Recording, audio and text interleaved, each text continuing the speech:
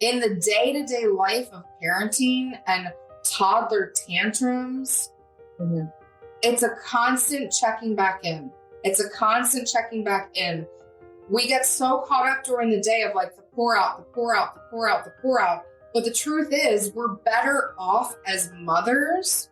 If you're a father listening, we're better off as parents, as caretakers, when we take moments to check back in. Okay, you're feeling really angry. Well, where are you feeling that in the body? And where does that want to come out?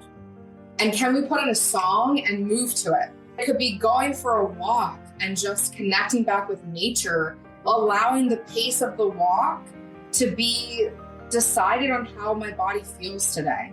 Like not pushing. I think that's really what it's about for me and how it's changed my life, not pushing. And everything that means, not pushing in my business, not pushing in my marriage, not pushing in my parenting, not pushing in any of it, and allowing things to be and uncover and slow down. I'm Bianca, and this is Help Me See. This podcast is devoted to the itch you cannot scratch, that fire in your belly, and the forever quest of seeing the deeper meaning of this life we're living. We meet at the intersection of art, self-discovery, beauty, pain, memory, nostalgia, and consciousness. Yeah, it's a pretty busy intersection. I believe your photographic practice is a portal of presence and revelation that connects it all. I'm a photographic artist myself, an NLP coach, a mama, an HSP, an introvert, a dog-obsessed person with an unquenchable thirst for vision and not missing my life. This podcast is for the conscious creators in life and art and business. The conversations we have here are committed to honoring the wholeness of life and exploring how to bridge that gap between your distinct vision and your intentional life. We use photographic practice to light the way, whether or not you consider yourself a professional. I hope this podcast feels like a safe place to land and feel less alone, a place to get wildly inspired, and most of all, a place that always reminds you of your own distinct personal power. Let's dive in. Hello, and welcome to another episode of Help Me See. I've been moving and grooving, guys. I've really been enjoying connecting with people in my community. I've been engaging more. I've gone to a women's circle. I've really been playing in the waters of like exploring, dedicating some time to stuff outside of my work because I think I've gone too deep. I think not too deep, but like, I think I'm so obsessed and like deeply in the waters of like wanting to be in this work and share and create that it's hard to see right now. So it's no surprise that I've been working with our other modalities and, really practicing tapping into my subconscious and, what's running the show underneath, like what's in my conscious brain with my NLP work. But also I've been exploring other things like sound baths. And today on the show, we have just an amazing individual, Alana Williamson, who she's in Somatic Embodiment and Sacred Movement. She has founded, let me get the exact words here. I'm on her website here, the Somatic Movement Method. And let me read her about me, a little blurb right here. She's a somatic embodiment mentor and sacred movement instructor, ushering through sacred space for powerful women to heal, rise, and free themselves from past trauma is her gift. Holding space to embody their truth and reclaim their divine spark is her mission. So Alana and I really dive deep in this conversation around how she has found her way to this work about somatics, about her belief that trauma resides in their physical body, in our physical body, And also, before I move on, I just want to say that there is a trigger warning on this. We touch on some topics that could be highly sensitive for people. It's around abuse and, her personal history with some stuff. And also the fact that during her thesis, she worked with dancers who kind of channeled some traumatic experiences through their art and through their dance and performance. So if that's something that you just don't feel like you have the capacity to dive into today, feel free to skip, obviously, or come back to at another time when you have the space to do so. Anyway, so something that I wanted to touch on before we dive into this conversation with Alana is this idea of pulling out of the depths of where we are in order to be able to see more, and really trying to give myself some more breathing space to understand maybe a little bit more about what's going on, because what's going on in one area oftentimes echoes through other areas that we could find insight. I'm laughing because last night and literally my whole day was consumed with making effing dinner, and pisses me off because I don't love cooking. I don't hate it, but I don't love it. And I thought I was being resourceful with my concoction that I was making, but it ended up that I was missing a key component. So then I had to go and get the piece of the recipe before I was able to finish it. So annoyed. But also, as I got in the car and I was backing out to go into the grocery store, I was like, you know what? This is so weird, but I felt like I think I'm more agitated because that's the role that I usually play with this. You know what I mean? I'm like, I usually am so frustrated because I could be doing other things right now, but I'm like, I recognize that in my brain, that was the story I was in, but in my body, I wasn't actually feeling that. It was really weird. I was like, oh man, this is so annoying. I have to get in this fucking car and go pick up sauce and blah, blah, blah, and I have to go out of the way here. But I was like, wait a minute. In my body, I'm not feeling inflamed or enraged or annoyed. I'm kind of at peace right now. This is really weird. And this is a perfect entry point into this conversation because, oftentimes what cognitively is making sense for us, or the reasons why we think X, Y, and Z, could be outdated stories, and what's true for our bodies or is something different. And that is actually what Alana specializes in helping us tap into how to channel that throughout our day and tap into ourselves throughout our day. And we start off our convo in a true mama vent sesh. So if you're looking to feel less alone in sludging through motherhood at the moment, then this'll feel good for you. She had a gnarly day before we started chatting, and I probably had the same. Who knows? I don't remember at this point. But yeah, it's just a bunch of real talk and integrating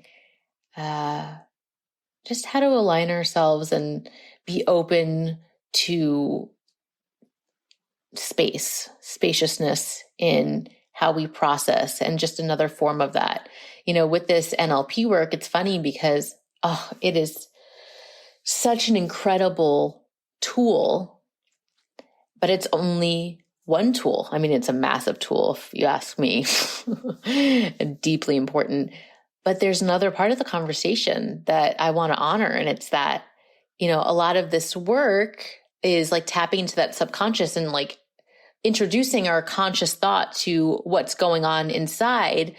But that's also, it works with some things, but also in other areas, we could need another form of processing.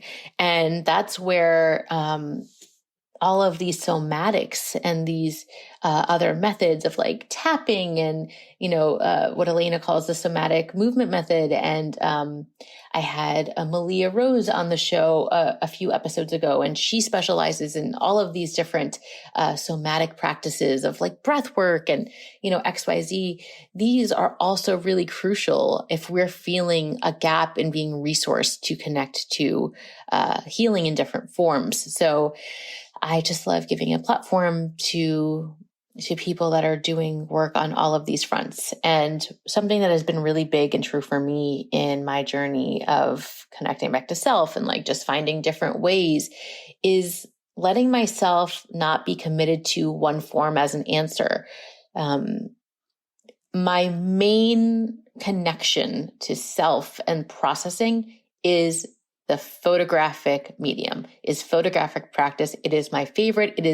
I can eat it. I consume it. I digest it. I shit it out. I breathe it. I mean, oh my God, I've hit a new level of intimacy with you, dear listener. Like this, it's in my bones. It's in every part of me, my photographic practice. But I love giving breath to the different forms that it can take in yoga, in dance, in breath work, and putting a spotlight on different practitioners is something that I'm really, really, really loving, and drawing parallels between photographic practice and, the movement of the body and the breath and the yoga and the this and the that is really thrilling to me. So yeah, I hope that this episode feels energizing to you and, helps you feel seen and less alone and yada, yada. And yeah, that's it. I won't delay it any further. I have more stuff that I want to say, but I think I'm going to save it for the next episode because I don't want to distract from this conversation. And it's a lengthy one here, and we really get into it and talking about all the things. So without further ado, here is Elena. If you connect with this, if you feel like this is super helpful or refreshingly real, feel free to send it to someone that you think could benefit from feeling seen in this way. And if these episodes have served you well, one of the greatest gifts you can give me is connecting and reaching out and saying hi or leaving a review in the podcast app, because leaving a review somehow helps the algorithm and it helps share with other like-minded souls that might be craving this type of support and content. So thank you for spending your time listening and tuning in. And it really means the world. So here you go. This is Alana Williamson, and any other information that is mentioned in this episode can be found in the show notes. Enjoy. Okay. How are you? Today was one of the hardest days of parenting in my life. Okay. Tell me. So that's how I am. How are you? Tell me more or don't tell me more, whatever feels best for you. Yes, it's just like I was thinking about this all today, and I didn't kind of know the direction you wanted to go with this, but I figured it was kind of naturally unfold on its own. But it's like the importance of artists to still create in motherhood oftentimes feels suffocating. Mm-hmm. And I feel like nobody talks about this. Like motherhood with littles and the season of littles, and we are both in like that same, very similar age group. Yeah, 2 boys. Suffocating. Mm-hmm. And I feel like artists need even more, like it's more easy for us to be touched out. It's easier for us to be overstimulated because we are so much more sensitive. Mm-hmm. And we need that creative outlet. We're used to working on our own because when we're in creation, we're working on our own, and like that. I never realized how much I valued alone time until I had kids. I said that quote. I mean, I guess I feel like I knew how much I loved it, but I didn't realize how much of a life force it was for me. Or how much, exactly, because I keep getting this visualization of like, I feel like I'm in this season where I have like 2 weights on my feet and I'm being pulled underwater and I'm just like getting like the breaths of air, like the alone time. Yeah. And then the guilt and the shame of like, when you do have time, those times when you do have time, if you can't immediately drop into your flow, which of course, like it takes time, it takes space to disconnect. So it's like a forced flow. It's like a what? It's like a forced flow. Yeah. You're like, okay, time crunch on it. Make this happen. And like the pressure, anything that I advise with like connecting to your flow in terms of like your photo practice, at least specifically, is like, where's the pressure? Remove it. Remove the pressure. Where's the pressure? How can we remove it? And yeah, it's really hard. Especially, I just used the word touched out today or yesterday. I don't know. It's all blurring together, but I'm just like, yeah.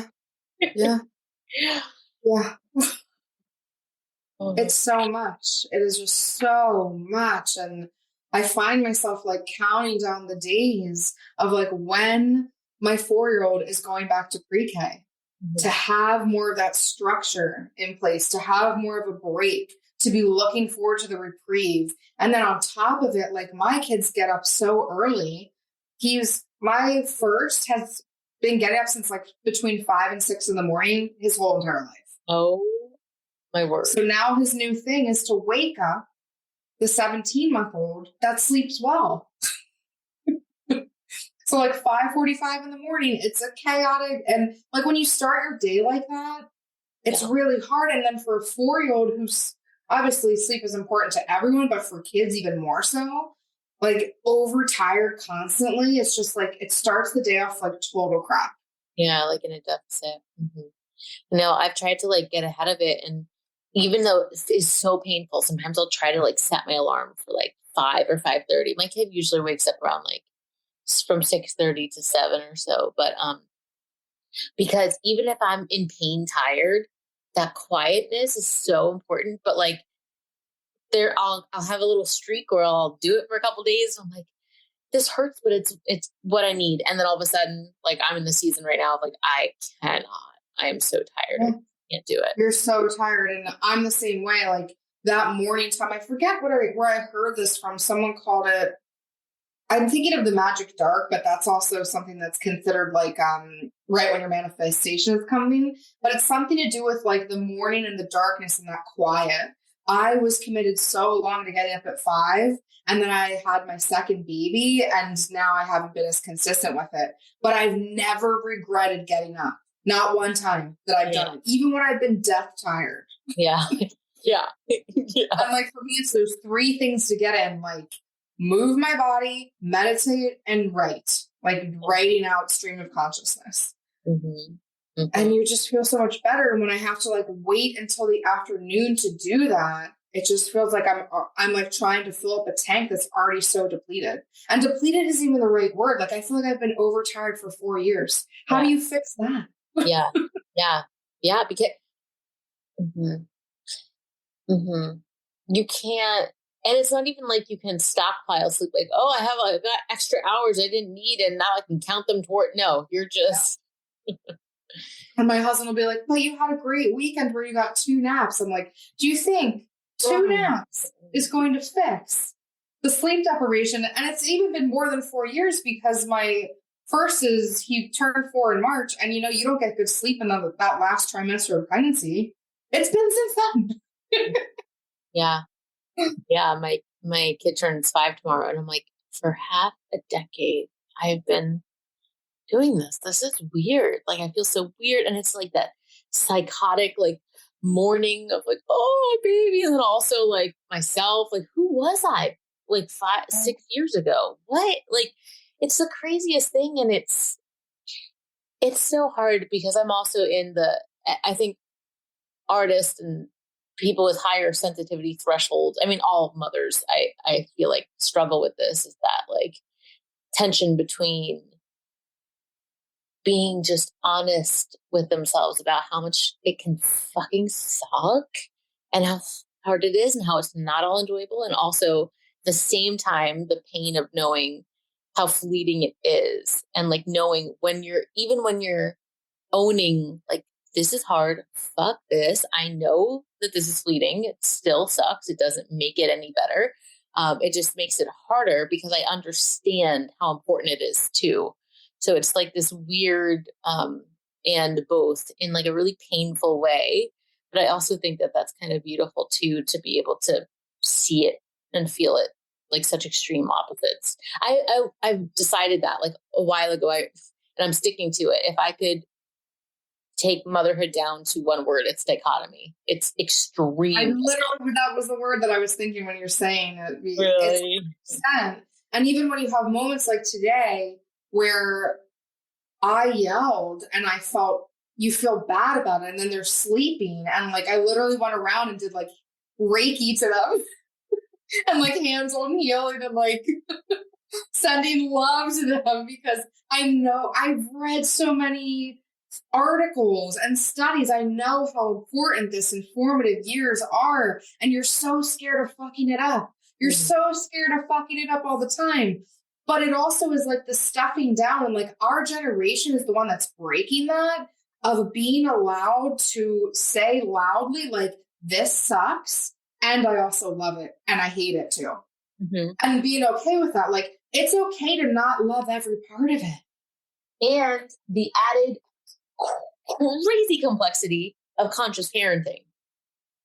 I mean, to have that level pressure, of it's a lot of pressure, awareness. There are times where I'm like, I want to say something, and it feels like this is an opportunity. This is a moment. I'm like, I don't even know. I don't even have the verbiage, because I was never talked to like this. And I know what I don't want to say. I know what the impulse is to say. I know I don't like that, but I don't even know what to say. So I'll just be like, and I'll just not say anything. I'll just take a breath, and I'm like, we'll talk about this later. I don't even know what to say, because that's better than responding from triggers, which is what the season that I am in right now. It's like I feel the trigger internally coming out of me. Yeah. And to try to slow it down. And like in the after fact, like, I'm just the kind of person, I wear my heart on my sleeve. I'm super open. I'm super honest. I've always been like that. I'm very confrontational, not in a way where like I'm going to pick a fight, but like if there's an elephant in the room, I'm calling it out. I've always been that way. Yeah. And it's hard for me to like slow down that train. And I wish I would have more moments of silence and pause. And even today, when I tried to take a pause and like exit myself in the bathroom for a moment, my 4-year-old's banging on the door, screaming for me. So it's just, you can't even get away from it. No. You can't even get away from it. And just suffocating is what I feel like in this season. Suffocating. Mm-hmm. I love them so much. I would die for them. And also, I'm suffocating. Mm-hmm. And like to even have I've become giving myself so much grace in this season for any type of artistry that I'm able to create, because it is so hard to do anything. And the pain of that is so hard, because it's also like, it's a different baby. It's its own, like, it's a thing that needs nurturing, a very intimate thing. And to not be able to give that attention, there's also, I was just saying this to someone, it's like, it's not, I think oftentimes it's misdiagnosed as like, oh, I didn't feel like I was productive enough, or I didn't get enough done. I think that there's a very aware side of me that's like, I know that's not it. I know how to be like, okay in the season of like, of course I can't get as much done as I want to. It's not that. And the other day I was able to put my finger on it. It's this feeling of when your enthusiasm and motivation around like your creative, whatever, bursts, flow, whatever, is not being able to be fully expressed or exhausted. So when you keep having to stop and put it on hold, and that enthusiasm, it's like a caged animal. It's really, really, really, really, really hard. That's 100%. I just got out of a season where I was struggling for the first time with postpartum rage. Mm-hmm. And I've paralleled it to not being able to create. When I'm back in the studio and I'm teaching and I'm creating work and I'm writing and I've had an urge to go back and painting, like, and trying to follow those urges. When I don't have that, it's like this, it's like this fire that is nowhere to go but out. And it's going to come out at somebody. And for me, it comes out as like this overwhelming anger. And it's the anger, and it's had to be like me sitting down in silence and finding this in myself, you know, and internal reflection and a lot of deep work. Mm-hmm. But it's this anger of not being able to create and give attention to. And that's what makes me me, you know? And I think it's so easy to get lost in motherhood, even though we don't want to, or even though we never told ourselves we would. It's so easy to get swept up in it and have it consume everything. It's like a wildfire. It really, really, really is. And especially you and I, because I'm just going to say it, like, boys are fucking hard. They're really hard. We're boy moms. It's a different beast. I have friends who, they have girls and they're like, oh, she got upset today. That was after she colored for 3 hours. I'm like, that must be nice. I know. I know.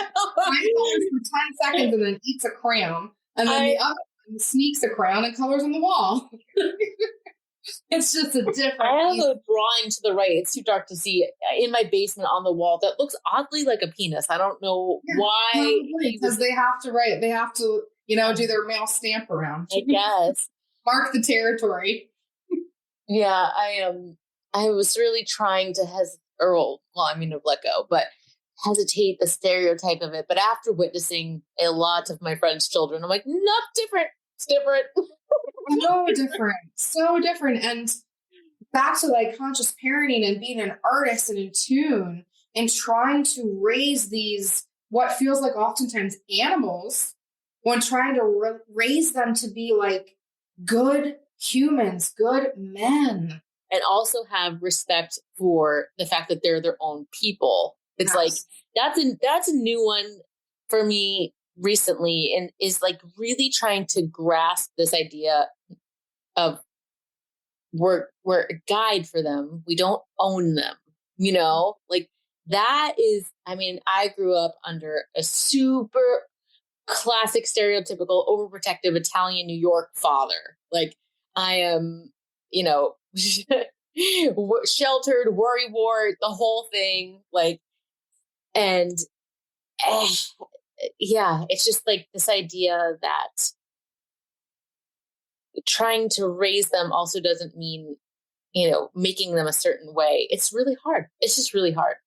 It's really, really, really hard. And like the fine line between like teaching respect and teaching like ownership without stifling. Like so many times I have to tell myself, because growing up, my sparkle was dulled a lot and I fought against it oftentimes. And my 4-year-old, he's got a lot of sparkle. And literally I'm trying so hard not to dull his sparkle, but he also is like a prosecutor in the way that he argues with me all day. So it's just like, he's so strong-willed and I know it will serve me. It's just so hard right now. To come up against that. It's like, can you just stop arguing with me about the ketchup? Like, just stop. Just stop.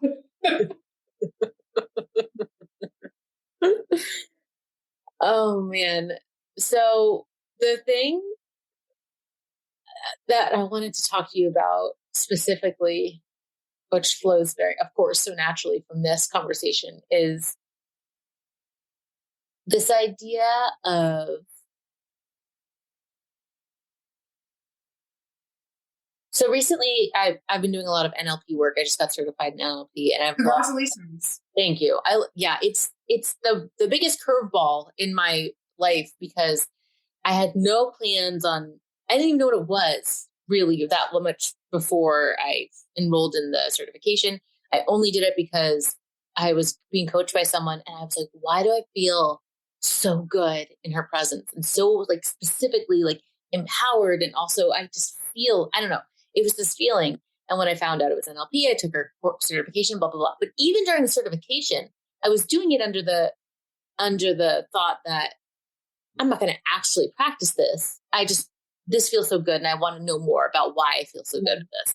And then after, completing all the practice rounds and all that, I was like, I just fell in love with the process. And, anyway, so I really, really love that. And what I find even more fascinating now is, even though it has done, it's served me very well so far, there's something that happens that, okay, so you make this discovery, you uncover something unconsciously and you know better. Mm-hmm. You see it now, but it's still in you. So I find that putting your finger on, being able to name something is so relieving, more relieving than I want it to be. Honestly, I'm like, oh, do I really I needed just a label for that? Yes. Yes, I did. Yes, I did. But sometimes it does feel like that's all I need. And other times I feel like it's only part of it.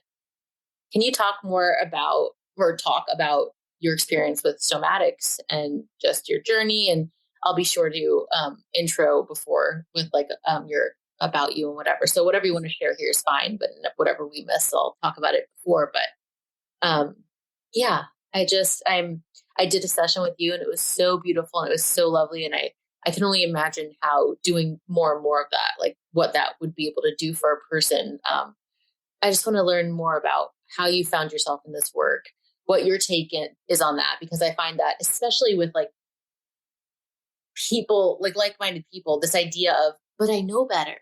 Why is this still in me like this? I know better. What is that? Well, honestly, I always think it comes back to trauma, and people don't like to hear this because they're always like, I don't have trauma. I'm like, everyone is trauma. Everyone is trauma, irregardless of if you label it little t trauma or big T trauma. The brain processes and stores it the same in the body. Obviously, it's going to store it a little bit different in everyone's bodies. But when I look at a somatic practice of any kind, I'm looking at it like it's getting you back to a state of embodiment. And when I look at embodiment, like true embodiment, our children are perfect examples of this. They are true embodiment. They feel emotions, they show emotions, they're completely present.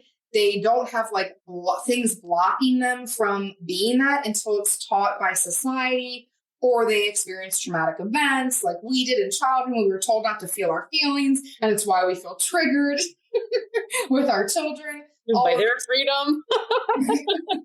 And their freedom and being their sparkle dolls, all of these things. But for me, it's like, when I was born, I was so embodied, and that stayed with me for a really long time. And I fought to hold on to it as long as I could until I got into the Catholic Church and I had to go to Catholic school, kindergarten through 12. And that kind of dampened a lot out of me. And then I fought to get that back when I moved to New York. So big Catholic upbringing helped me with a moral compass, but for the rest, not so great. Not so great of the other things it taught me. And I had a lot of trauma growing up. I experienced sexual abuse when I was in first grade from a peer. My dad died at a very young age when I was 17 of cancer. My mom separated from him when I was only 8 weeks old. So just a lot of like trauma that I have now gone back and uncovered and have been able to heal. And that's the beauty of this somatic work. And for me, it kind of didn't all click in until after I was like in New York dancing for 10 years, went to get my master's. When you do your master's in dance and specifics, you're doing like a culmination piece at the end of it. And it's called your thesis concert. And it has to be like an evening length of work. Mine was like 27 minutes. You're writing a dissertation paper with it, and you sit in front of a panel and you have to defend your work. And my work was the somatic movement method without me realizing it at the time. But I was working with these dancers through a traumatic event that happened to me. I was previously engaged to be married. Like 6 weeks before the wedding, he cheated on me. I found out about it. I left. Like I had to move states back into my parents' basement at like 32 years old. How embarrassing, right? But blessing in disguise was like the best thing that ever happened for me. But in the moment, so incredibly traumatic when you think your life is going a certain way. Like I literally laid down thinking I was ever going to have kids because I was just like, well, now I'm 32. The gig is up, you know, like I'd have to meet someone else again. The process of that, like, you know, da, da, da, da, da. Mm-hmm. So I'm getting my master's and I took that experience and was putting it to movement. I had a part where I like burned the wedding dress on camera. It was a very cathartic process for me. But I was realizing as I'm setting this work on them that they were portraying my story, but it needed to be their story. So I met with each of the dancers like one-on-one, and we went through like something in their life that they looked at as a trauma, and we put it to movement.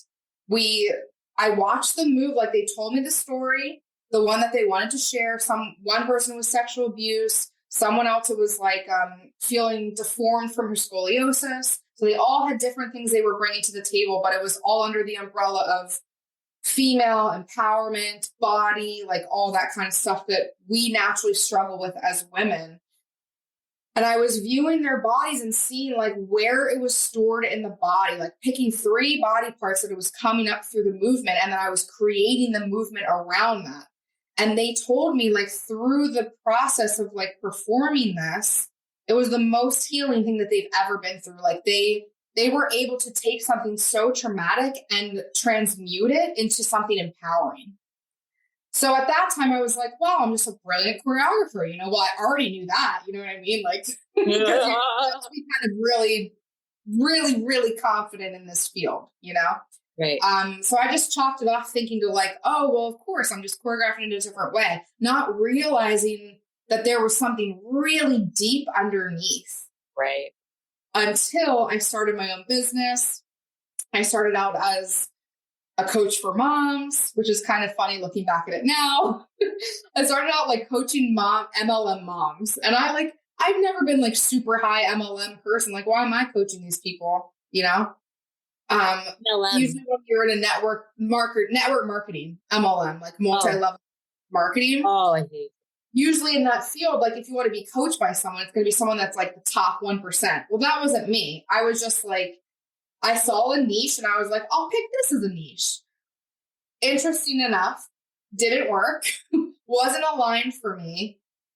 And as I was going along this entrepreneurship journey and allowing myself to really figure out what I wanted to do, I came back to dance time and time again. I came back to movement. It's always been such a big part of my life.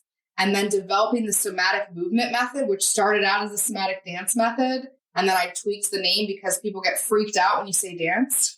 They automatically disqualify themselves. Uh-huh. That's when I was like, wow, that's what like the foundation that I built through my thesis concert actually was. It was me developing this.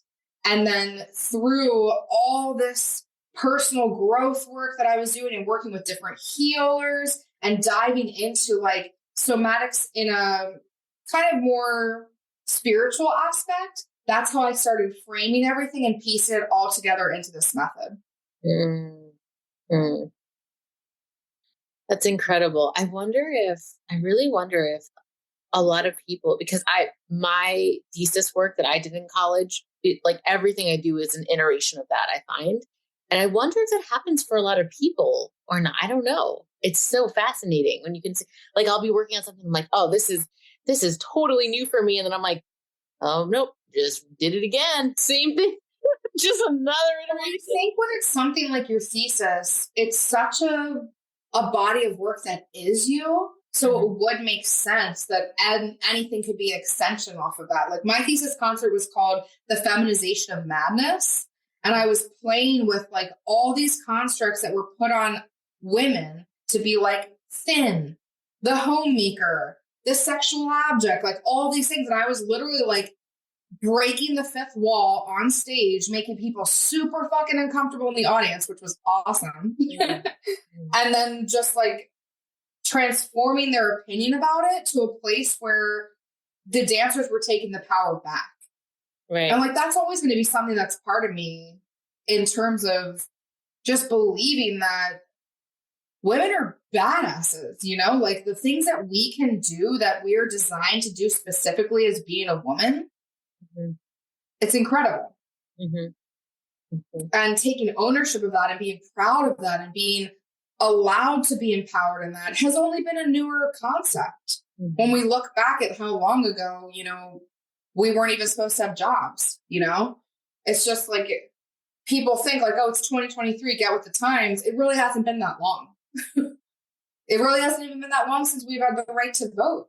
You know, it's just like looking at it from that vantage point, I think really helps to make me feel like empowered in being a woman, but also the spiritual aspect that I am in this time frame, incarnated in this body for a specific reason, and like taking ownership of that. Mm-hmm. Mm-hmm. So, okay, so it's like creating a new language, right? And it's like, so when you said, let's go back. I just threw my whole life story to you in like 7 minutes. Maybe 4 minutes because I think I talk fast. I know. I'm like, I was like, don't forget that. But wait, stay. I want to hear what she's saying now. Well, you have an Italian dad. You're used to being quick with it. It's true. When you said that you met with the dancers individually, and then you were like, and then I watched them, and then you said something about like picking the parts of their body depending on blah, blah, blah, blah, blah. Say more about that. Say more how you were able to identify that, and really just explain a little bit more about how the somatic movement method, right? Mm-hmm. How it works in general and how that speaks to like processing emotions. So when I was working with them and, you know, they're telling me their story and I was like, okay, they're literally 30 minutes. They're telling me the trauma that happened to them. You know, they've already been working with me for a couple months. So there's already trust there. However, I will say my thesis concert was 2 weeks out and I was changing the whole thing. So as a dancer, they were a bit panicked, but they trusted me a lot.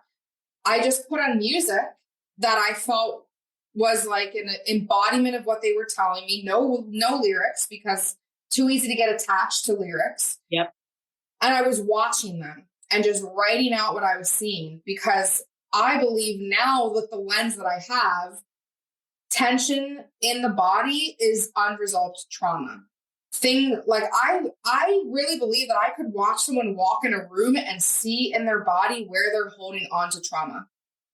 Whether it is like, for instance, I'll give you an example. The one girl, it was her ears, her shoulders, and her stomach. And she had a sexual assault thing happen where she wouldn't have been sexual assaulted if she wouldn't have gone back to get her earrings. So it makes sense that the ears have become like a place of wanting to protect. Her shoulders, like that tension of that, and stomach. I mean, I'm very sacral. I feel like a lot of my womb space is like where it's affected. But just seeing that in the body and being able to release that, the somatic movement method is bringing attention after, and you've been through it, after we go through, and I'm walking them through this deep meditation, I would say, like a deep meditation where you're connecting in with like your spirit, whether you believe in God or not. We all have a spirit. And I believe that firmly. And I believe that the people that are attracted to this work believe that in some realm.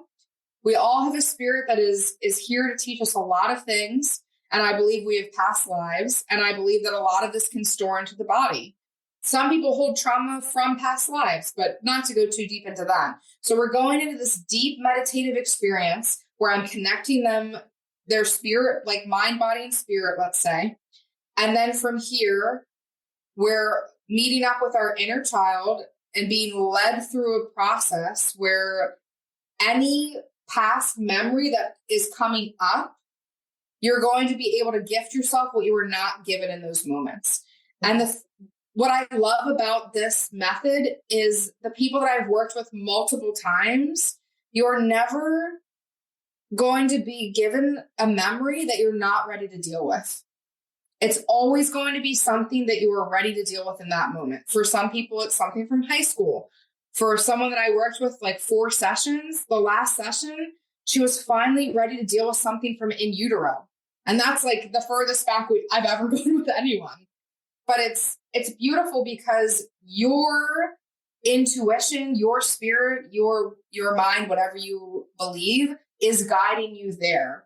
And then we are connecting it to the body and where the tension is still stored to release it through movement.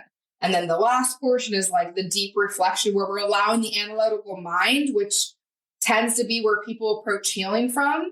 But I believe that's a very surface level to kind of tie the bow on it to have a better understanding. Similar to what you said with when you're able to label something in the unconscious from a conscious standpoint, that's where the healing, the final touch of the healing can be, where I believe there's that deeper layer. Like sometimes you said, sometimes that analytical is enough, but oftentimes when it comes to trauma that's stored in our body, like say a horrible birthing experience, sometimes that's just not going to be enough. And we have to go in a subconscious level to integrate healing and connect it back to the body.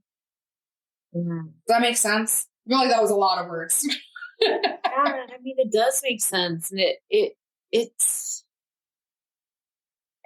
makes sense on many levels. Like just in art in general, like if you want to, like a visual art situation, it doesn't matter how much you cognitively know, like skill wise, like at a certain point you have to surrender and feel yourself through whatever it is that you're trying to create. And there is no right or wrong. And I love how it's funny because I really relate to when you said that you changed it from dance to movement, because people get really freaked out by dance.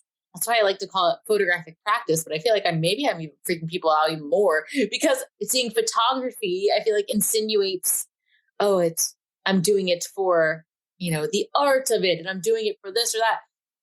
I use photographic practice because I want people to make the connection that it's literally like photographic practice is whatever snapshot you take on your phone or your fancy camera or whatever it is. It's just a practice. So I try to take that and really make it a little bit more approachable or graspable as well. Have you found that people are able to connect with it better? Calling it 1,000%. Really? 1,000%. Even able to try it, where if dance would have been in the title, they'd be super turned off from it. Even when I facilitated at the retreat that you unfortunately were not able to be at, which I really wish you would have been. I know. So many people were like, I do not have any interest in doing anything dance related. I don't know what you're doing tomorrow, but I don't even want to be there. And I'm like, thanks for like making me feel so confident. And then after they experienced it, they were like, well, that wasn't at all what I thought it would be. And that's when I started coming back to like the drawing board of this needs to have a different name so that it's more approachable to people. Yeah. Because even somatic, people were like, what's somatics? And somatics is becoming like a very buzzword. It is. But I think it's also very misdefined and misaligned. And it's simple in that our body stores a lot of wisdom. And when we are getting in touch with our body from a mind-body connection, we're able to heal. Mm-hmm. It's that simple. That's somatics. Mm-hmm. You know? And it's not like people think like, like running on the street. Yes, it could be somatics, but it also could not be somatics. Mm-hmm. It depends on the person. It depends on the attention. It depends on so many factors. Mm-hmm. Mm-hmm. Like moving your body in itself is not somatics. Right. It's the level of intention you're putting with it or connecting to it. 100%. It's coming from it in an approach where are you allowing your body, are you allowing it to be a somatic practice? And let's look at it from a photography standpoint. Let's see if I can try to do this. Ooh. Somatic photography, somatic photographic practice would be, how can we approach it from what feels good in your body today to photograph? Mm-hmm. not from what your mind thinks you should be doing, but what feels good in your body. Okay, if we're closing our eyes for a moment, what do we feel in the body? What are we feeling today? Do we feel heaviness in the chest? Can we capture that on film? Could that capturing of that on film be a cathartic process for us? That would be somatic in terms of photography, like allowing the mind to connect with the body, but really bringing it back to the body every time you pop out and get back into that analytical questioning, pressure, all the crap that's kind of like stopping the process. Right. I believe when we are in flow, that's a somatic practice. Right. Right. Yeah.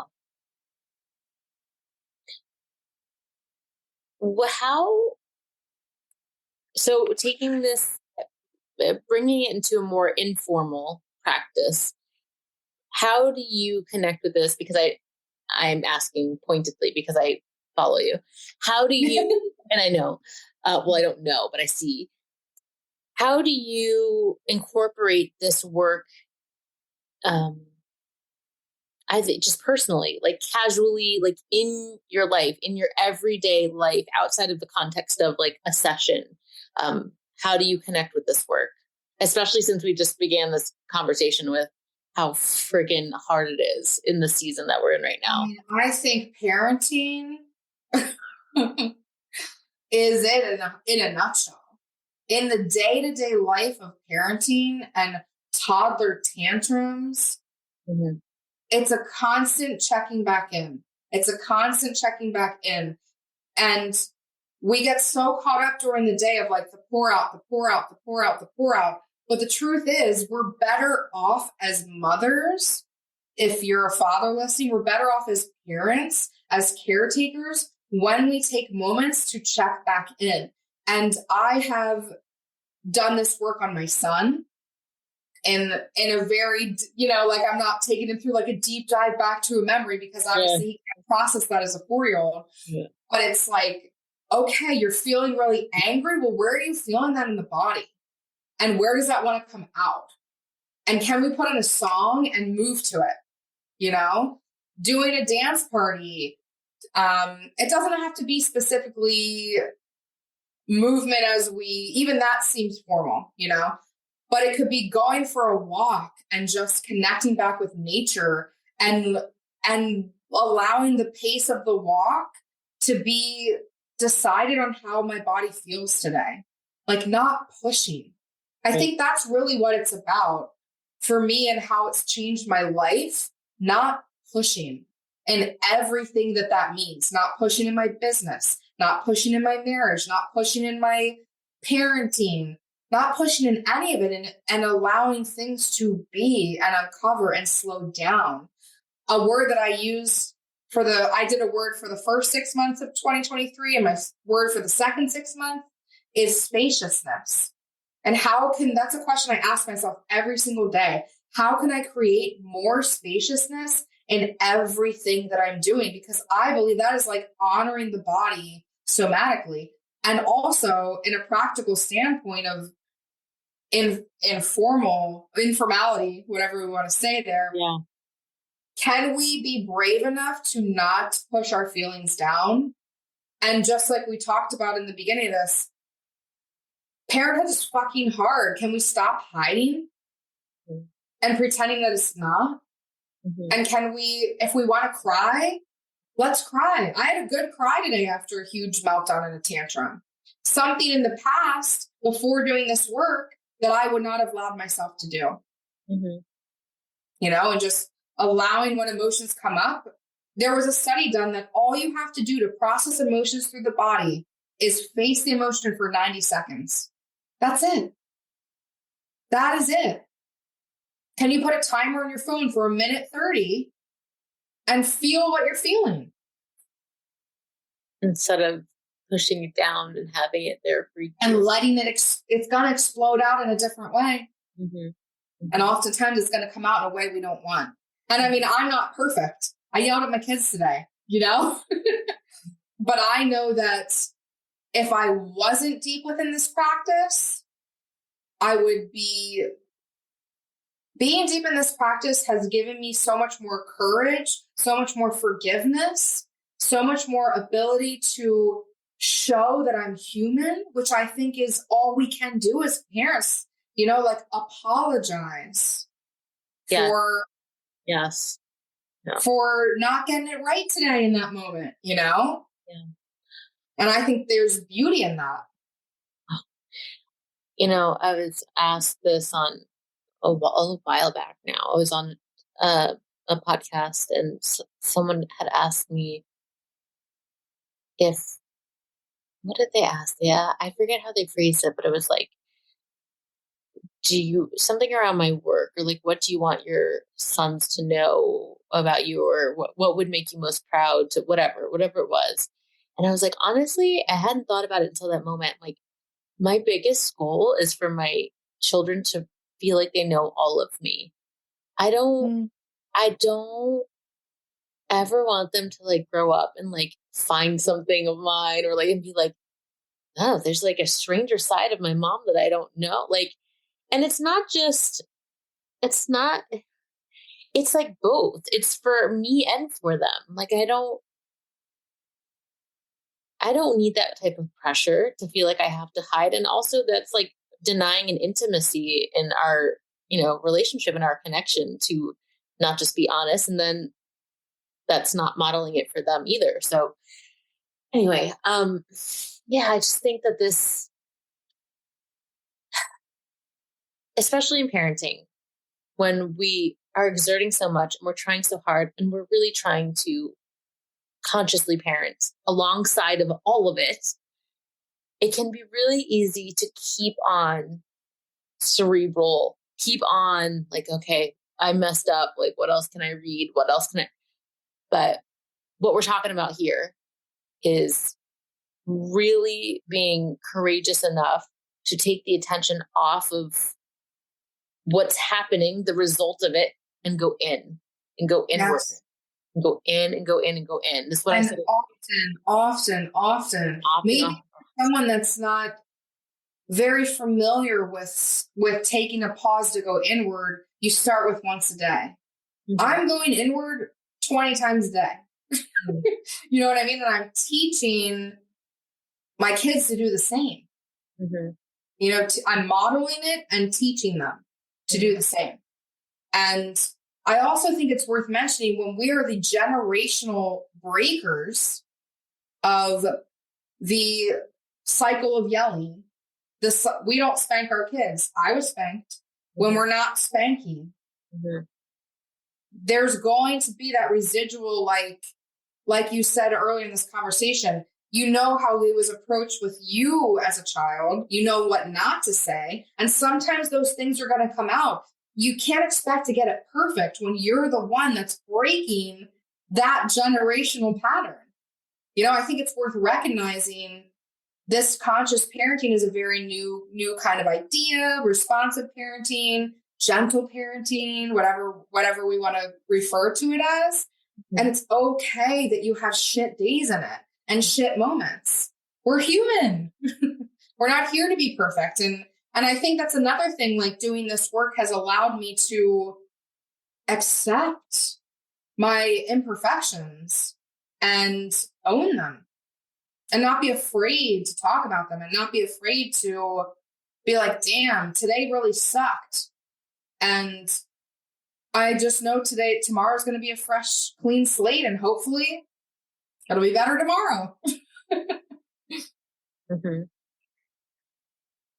Yeah, it's funny when I think about the idea of the goal for photographers, and like taking more powerful pictures and more powerful work might just not even, the unflinching gut feeling I have around that is to forget about the picture and focus on the experience always.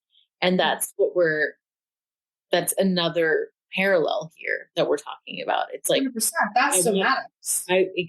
I want to be a more XYZ. I want to do this. I want to do that. We have to stop looking over there and just turn inward. And why is that so difficult? Why is it so 90 seconds? Why is it so Because hard? our brains literally believe that we're gonna die. Really, I believe that. I literally believes that we are going to die if we face the emotion. We would rather be in the analytical mind of like, I never want to feel this again. Let's figure out how this never can happen again. But that gets us nowhere. Mm-hmm. You know, and truly, when you have years of suppressing emotion like that, it is stored up as trauma, and you're either going to be stuck in like a trigger loop where you're constantly being triggered over the same things, but with different situations, but it's like a thread line through, or it's going to be like this trauma that is just waiting to explode out of you, and you have no idea when it's going to happen, and you're not going to have control over it. Mm-hmm.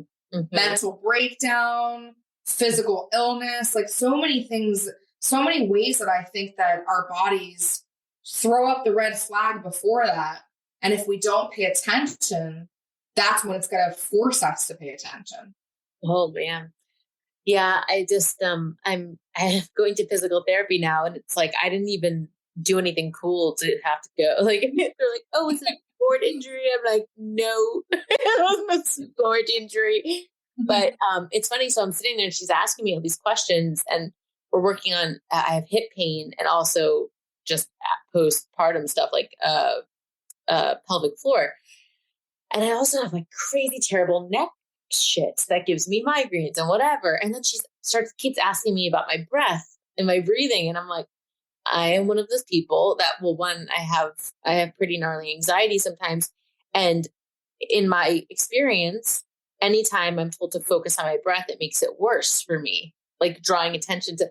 So I think that for a long time, I was like, okay, doing the thing that everyone tells me to do to turn inward and pay more attention is actually making it worse. So like, I feel like a dog that's getting in trouble, like in my own body. I feel like sometimes I'm a dog that's getting in trouble, and you're calling it, it's like looking away over its shoulder. It's like, no, I won't look at it. I won't look at it. No. What do you say to someone that's kind of like that? That's someone that is like, okay, I hear you. I hear that I probably have a lot of shit stored up. But it's so hard and comfortable. Like, how do you begin to broach that relationship with yourself to be able to start with? I think you have to you have to try a lot of different things. Mm. If breath work is something that gives you more anxiety, that's not the key for you. Right. Right. If yoga is something that makes you feel more in touch with your body, maybe that's what you try. If journaling is good for you, if you going out in nature with your camera for 30 minutes and taking shots makes you feel more in tune with your body, then that's what it is. But it could also be just like approaching it from a place. I believe in the power of meditation, and there are so many freaking studies done with meditation. And I know a lot of people have adverse reaction to meditation. They're like, it makes their skin want to crawl. Then I say, start small. Just start really small and find someone. There's a million of people on YouTube that are doing free meditations. I have meditation bundle on my website somewhere in one of the links. But there's a million people. Find someone you're comfortable with and you like their voice and it's not grating to you, and just start small, because maybe it's just the approach of like you turning inward. You can't focus on your breath, but maybe it would feel really expansive for you to focus on like how your bones are really heavy and your muscles are really soft. And that could bring you into a somatic place, like coming at it from a different lens and finding what works for you. That's not going to trigger more panic, more anxiety about feeling like you're doing it wrong. And also knowing you can't do it wrong. You're never going to do it wrong because it's your body and your experience. Mm-hmm. And I believe if that feels suffocating to you, that's not your path to liberation. Right. You know? Right. It's funny the way you are when you're talking, you're listening, so you can't see her, but you're moving your hands, and it's like you're dancing your way through it. Like, okay, and that one. I never realized how much I move my hands when I talk until I did podcast episodes, and I like punched a microphone. Well, I mean, I'm Italian, so I have zero Italian in me. Zero? Zero. Zero. But Oh. so much. Then it's 100% dancer in you. Yes. Yeah. No, yeah, it's really true. It's really, really, really, really true. I just think it's so funny how our brains just like shut up. Like, because as I'm listening to you, I'm like, it's like, oh, I mean, I'm hearing this for the first time. And then I switch my lens midway and I'm like, this is exactly like if I'm thinking about it in photographic practice terms. Yeah, this is exactly right. Yeah. And I will say, I believe that when we are in our analytical minds, that's where stress lives. That's where anxiety lives. The analytical mind wants to make the list, wants to write it all out, wants to figure out the process. And when we're tuning into the body, the analytical mind takes a seat. They have a break. Mm-hmm. It's time for the body to speak, you know, and it takes practice to allow that to happen. And also say to the analytical mind, I love you. I honor what you're trying to do, because they're all trying to keep us safe. All different parts of us are trying to keep us safe. But right now is not your time to shine. Like, take a rest. Take a rest. You can deduct your numbers in a little bit. Oh my gosh. Okay. So let's make it real. You wake up in the morning. What's the movement practice look like once you're able to find space and time for yourself? On a good day. I mean, I do it every single day, but right now I'm super into yoga. I go through periods of time of what I want to do. For a really long time, I was doing just improvisational dance.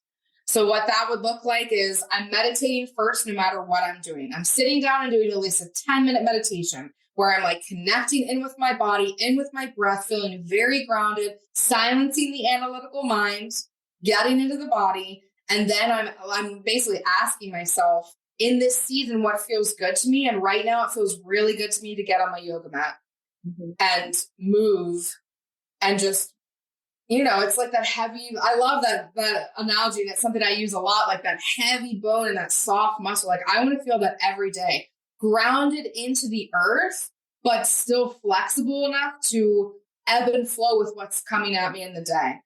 So 10 minutes meditation, I'm doing 20 minutes usually of yoga, and I'm doing 10 minutes of a journaling exercise of like how I'm feeling that day. Do I need to process anything? If I'm having a day where I really need to get deeper in, then this is going to be me like, okay, what am I feeling? Where am I feeling it? And allowing myself to sit with it for those 90 seconds and feel it. Not push it down, but let it feel it in its entirety. So today that looked like, wow, we had a really tough 30 minutes with my 4-year-old of tantruming over licorice. It sounds ridiculous now, but there was kicking, there was screaming, nothing was working. He locked me in his room. I had to break the door down to get out because obviously I can't have them like alone.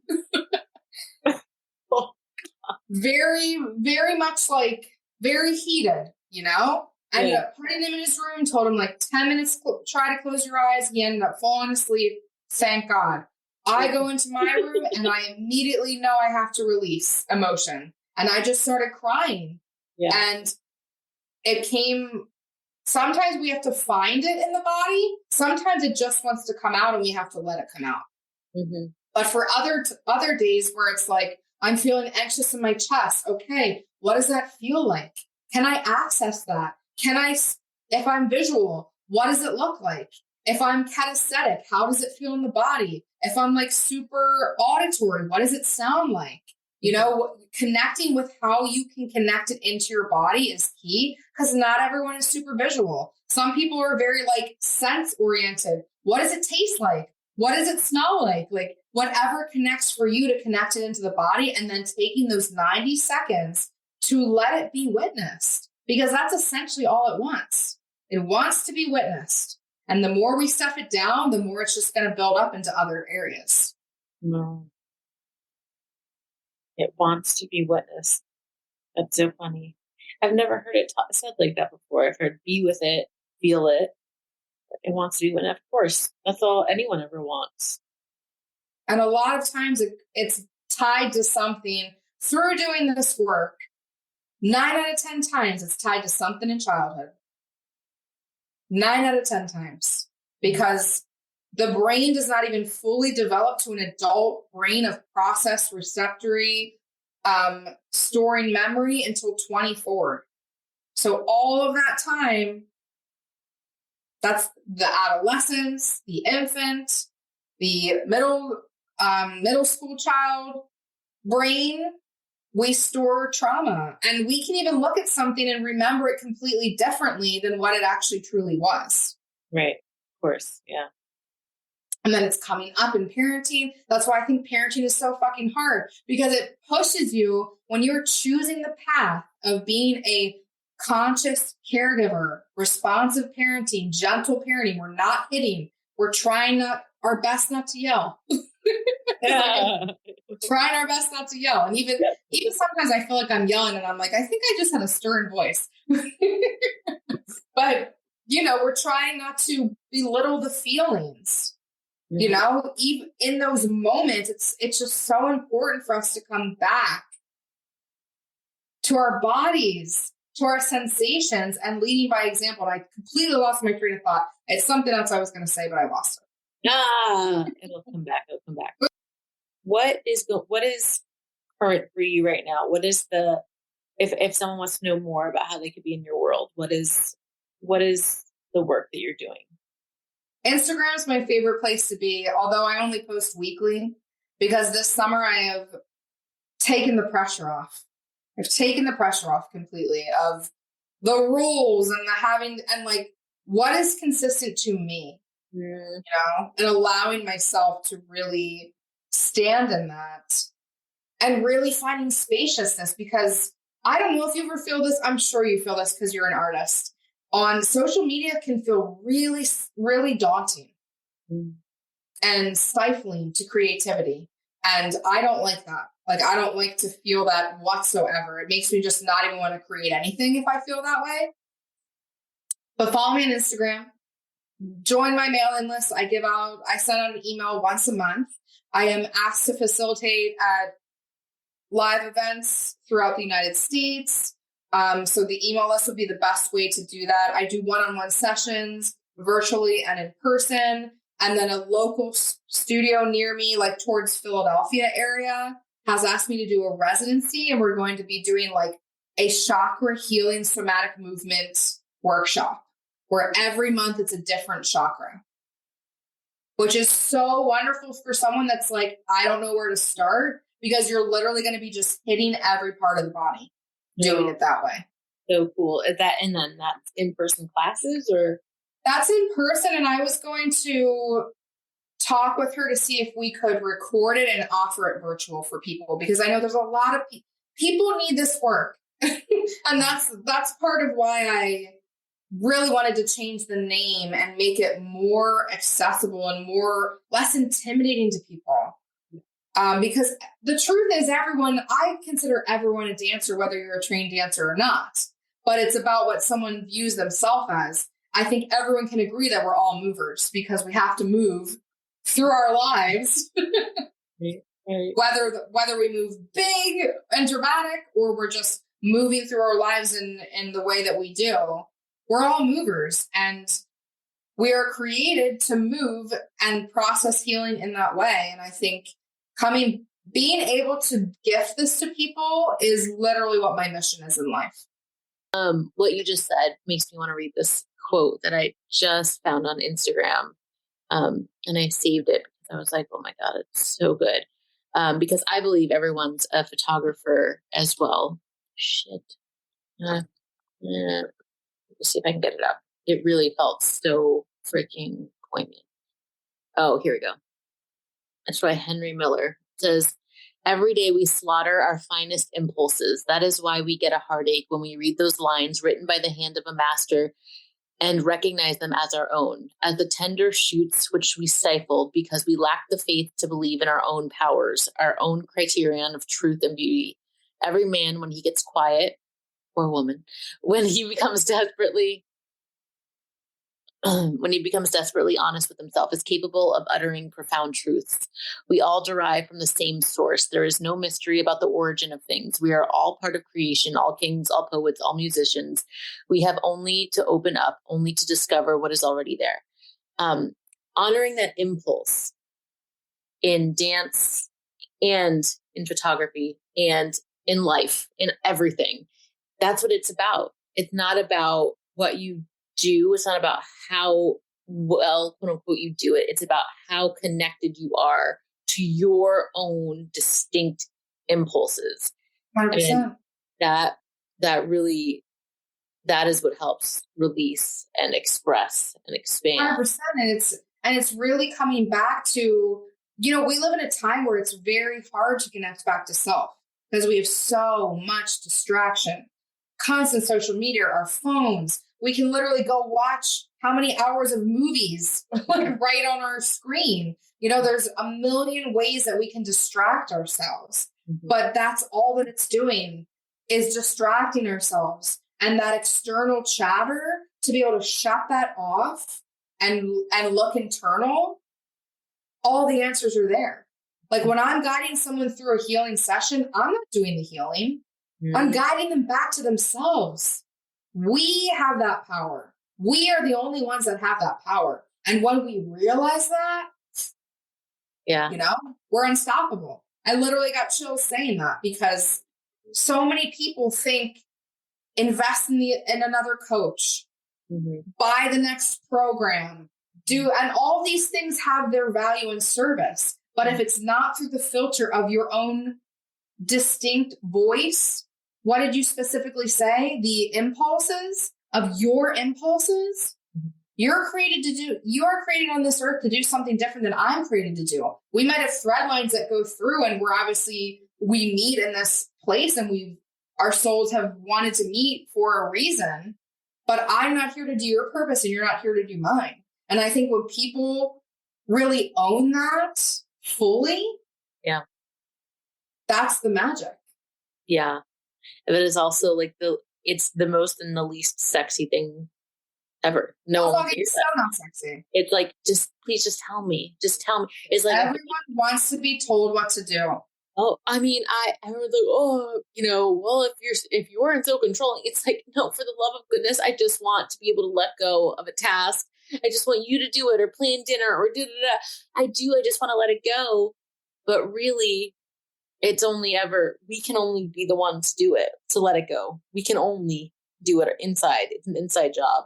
And 100%. I 100% agree and align with what you said too, is that even when I'm doing my coaching, mentoring, whatever it is with photography, I 1000% feel like I am only ever helping support and guide you back into yourself through whatever's coming up, and then redirect and then redirect and then redirect. I think when we look back in our lives and all the times that we felt the most proud, the most creative, the most connected to source, it's always going to be when we were tapped in and tuned in. It's never going to be when we were this performative external focus, even in our work, when I think about creating my thesis, back to the thesis, it was me having to shut out everyone else's opinions and come back to what I wanted to speak. And that is when the most beautiful, poignant, powerful work is created. 1 trillion%. 1 trillion%. Oh my gosh. This has been, I could talk to you forever. This has been, I feel like I'm in my basement with my blanket on. I'm like, I feel like we're at a sleepover. We just need. I know, it's great. I heard something too. Popcorn. Oh my gosh. This has just been incredible. I so wish that I lived locally. I would do 1 million in person with you. Oh my God. To just be able to vent about boys and the gross things that they do. Yeah, we could have them be crazy together. And talk about art. I'm going to put all of your links in the show notes. Is there anything else that you want to call out that's happening coming up? I'm in the process of writing a book, and I'm going to put it out there to keep myself accountable to that. Yep. I'm self-publishing it before 2024, and it is called The Motherhood Dance. Ooh. And it's all about surrendering to motherhood and how we have the choice and ability to take ownership of how we want to parent. Mm. And you're living the book right now. Ooh, I got a lot of material. That's all they're trying to do. The boys just trying to help you write your book. Right?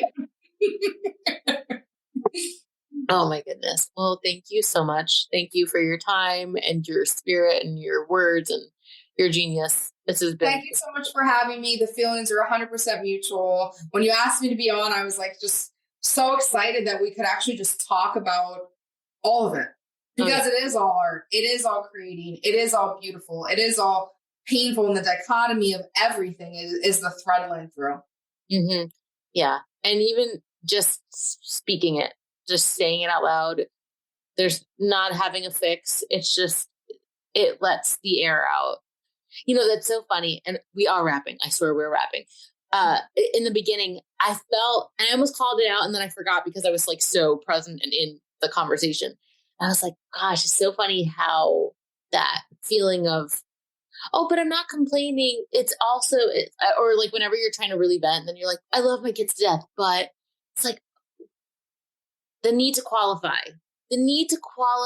Just. Of course we love them. Or we be bringing it to the table. Like that's and there's so often times when I will be talking about how hard this is, and I have people message me, and they're usually from generations much older than us, will say like, oh, but you're going to miss this time. And like that is not helpful. Yes. Tell me that there is a light at the end of the tunnel. Yeah. And also allow me to voice that it's okay that I don't love all parts of it. Yeah. Yeah. Yeah. I'm a human being. Yeah. Yeah. Yeah. All for normalizing that, and one conversation at a time. 100%. And whoever needed to hear this, Mama, you're doing a damn good job. Hell yeah. Hell yeah. Enough. Hell yes. Thank you. Thank you so much. Thank you. If you enjoyed this episode and want to get in on actual conversations with me, join the Help Me See podcast private Facebook group. Every Friday at 12 p.m. Eastern Time, I'll be hopping on live for Q&A on the latest episode, and for free consulting if you need a bit of help thinking about ways to save your memories. Did you get something out of this episode? I really, really, really hope you did, and I would love to hear from you. I'm on a mission to empower you to feel peace in knowing that you are not missing your life. One of the best ways that you can support me is leaving a review, and honestly, I'd rather hear about the memory you saved because of this podcast rather than any kind of accolade. Tell me how this podcast has impacted you. And 1, I'll probably cry. And 2, I'd love to give you a shout out on the show. Take a minute and head out to the link in the bio to write a review now on the podcast.